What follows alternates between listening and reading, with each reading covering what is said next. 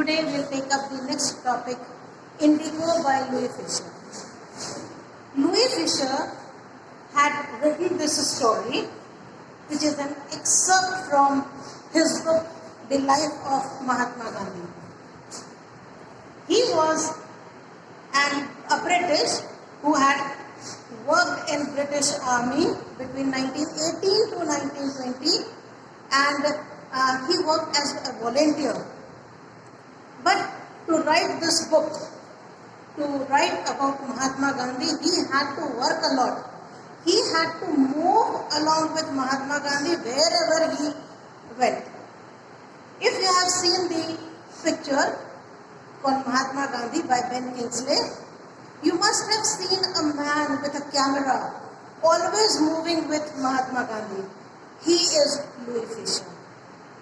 He had written the book called The Life of Mahatma Gandhi, and this is an excerpt from that particular book called Indigo. Now, what does indigo mean? Indigo is a blue dye. You must have seen your mother using indigo to color your white clothes. Neel, it is called in Hindi, neel, right? So, indigo is used to color the clothes. It's a dye, blue colored dye. But what is wrong in growing indigo? When indigo is planted in a land, that particular area becomes barren after a few years. So the farmers have to suffer a loss. But this story is about the peasants of Champaran who were facing this problem because they were not the landowners.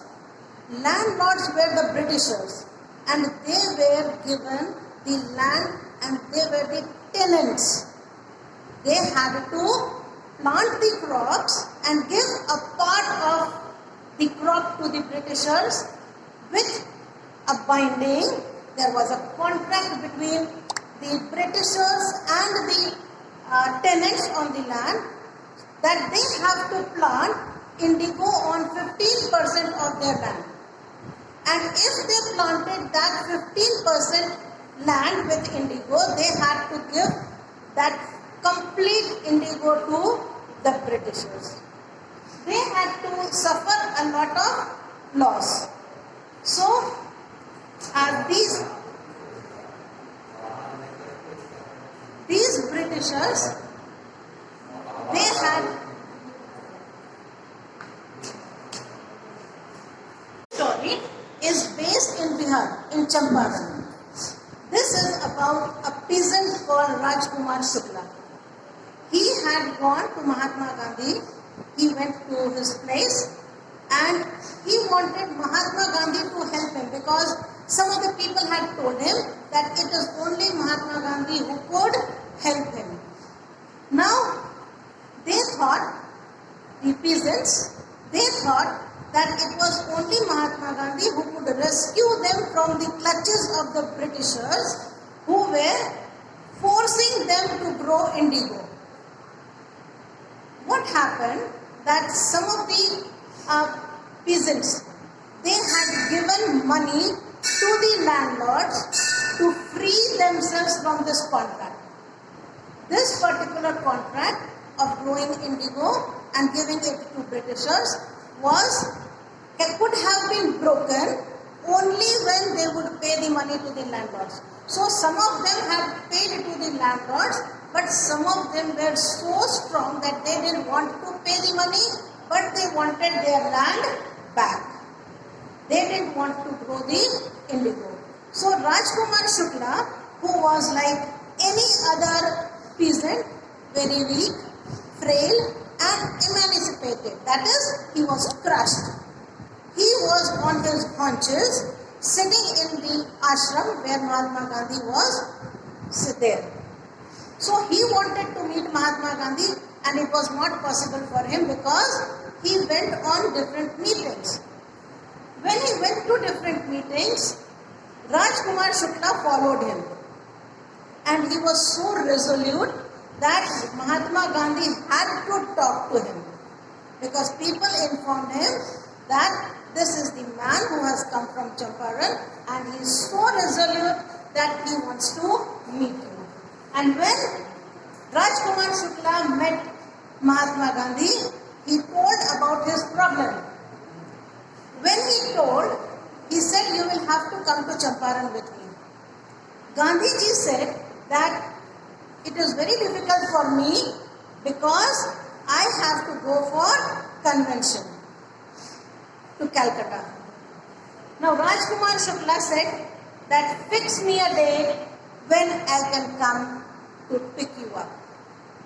Gandhiji gave him the date when he was going to the convention, and then on that particular day Rajkumar Shukla was there.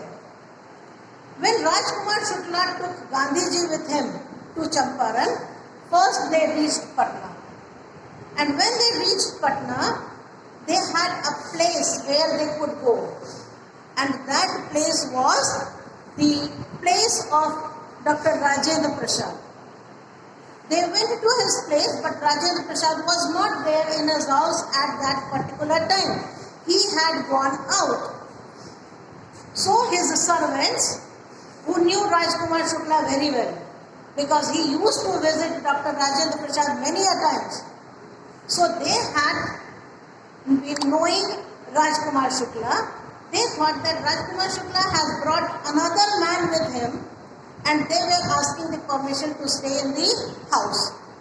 So the servants, they allowed them to stay, but they did not allow Gandhiji to have water from the well. They thought that Gandhiji belonged to a community, a particular caste, which was untouchable, and if Gandhiji touched the water of the well, it would be contaminated. So this is also a thing that you have to keep in mind, that untouchability was prevalent at that time. And if untouchability was prevalent, even Gandhiji was not spared from it. Even he had to face such a situation where he was not allowed to fetch water from the well. Now both of them stayed there, and then how they could move to Champaran. Before that, Gandhiji chalked out a plan.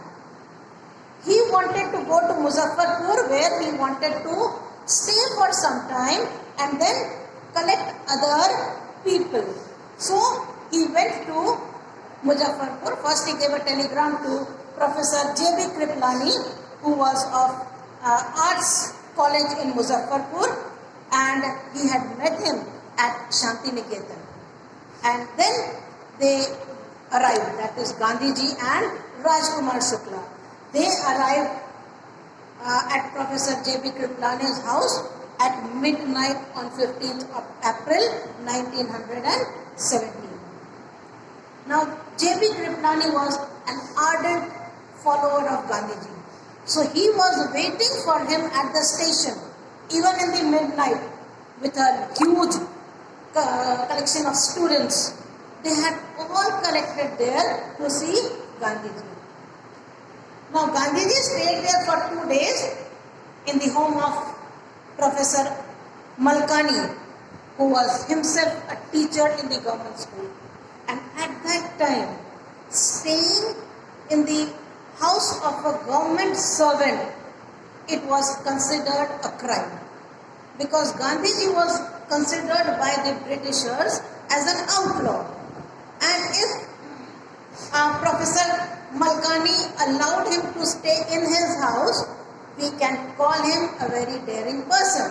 A person who took Gandhiji into his house, breaking all the laws of the Britishers. So it was a very extraordinary situation. So this is the first part. Tomorrow we will be taking the second part.